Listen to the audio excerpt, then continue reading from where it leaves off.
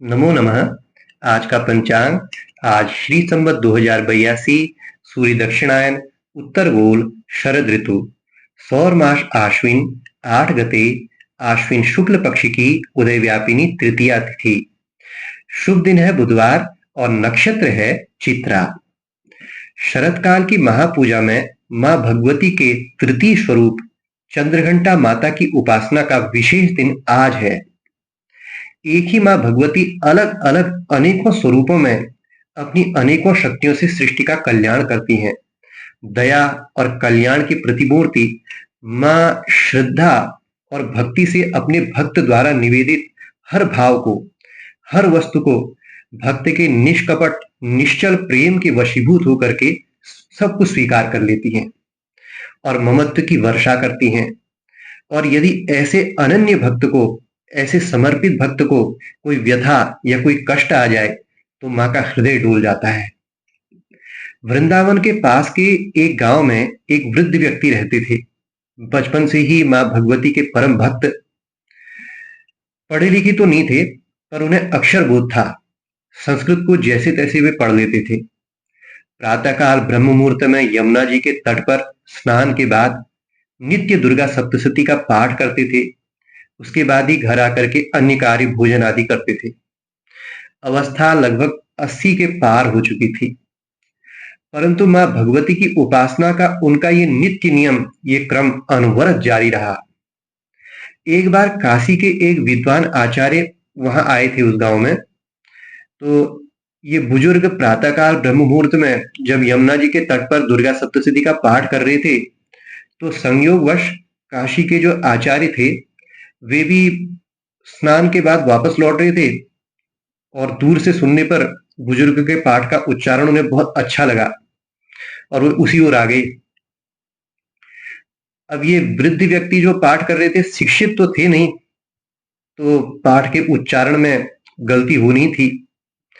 शक्रादय स्तुति में यस्याह प्रभाव मतुलम भगवान अनंतो के उच्चारण के स्थान पर यस्य प्रभाव मतुलम भगवान अनंतो ये उच्चारण कर दिया और आचार्य जी का ध्यान भी इस गलती पर चला गया।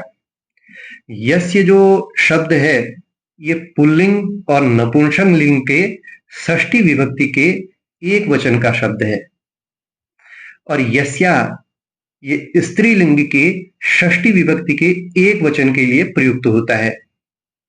अब यहां मां भगवती के लिए जो प्रयोग में लाया गया है दुर्गा सप्तशती में वो यस्या है। अब उनका पाठ जब पूरा हुआ तो आचार्य जी ने वृद्ध व्यक्ति से पूछा, बाबा कितने वर्षों से दुर्गा सप्तशती को पढ़ रहे हो और उपासना कितने वर्षों से कर रहे हो ये? तो वृद्ध व्यक्ति ने आचार्य जी को प्रणाम किया और कहा, मैं तो बचपन से ही माता की भक्ति करता हूँ। नित्य दुर्गा सप्तशती का जब पाठ हो जाता है उसके बाद ही घर जाकर के भोजन और अन्य कार्य करता हूँ।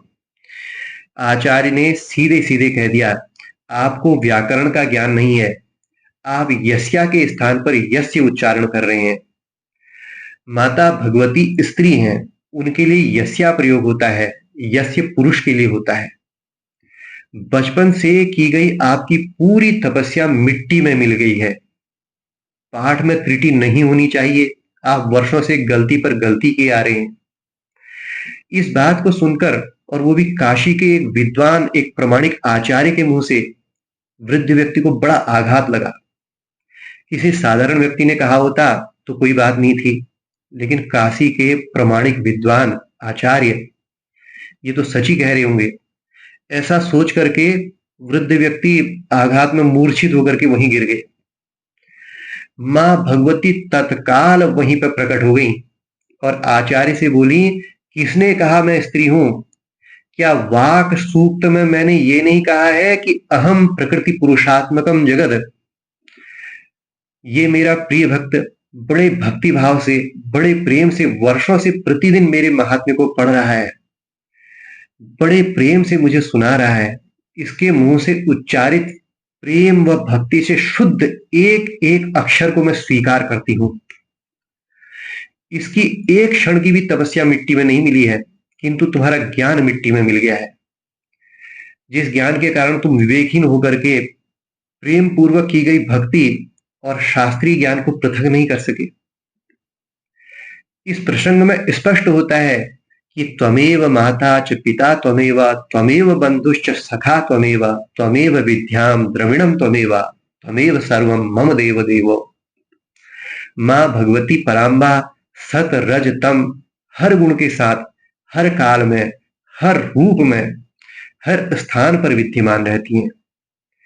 भगवती चंद्रघंटा माँ सभी का मंगल करें, मनोवांछित फल प्रदान करें, सभी के घर में सुख शांति का वास करें, घरों से द्वेष कलह के भाव को, ईर्ष्या आदि को दूर करें, दुर्गति दूर करें, वह अपने प्रभाव से हर घर में बंधु बांधवों में अपार प्रेम का संचार करें, अपार प्रेम का प्रकाश करें।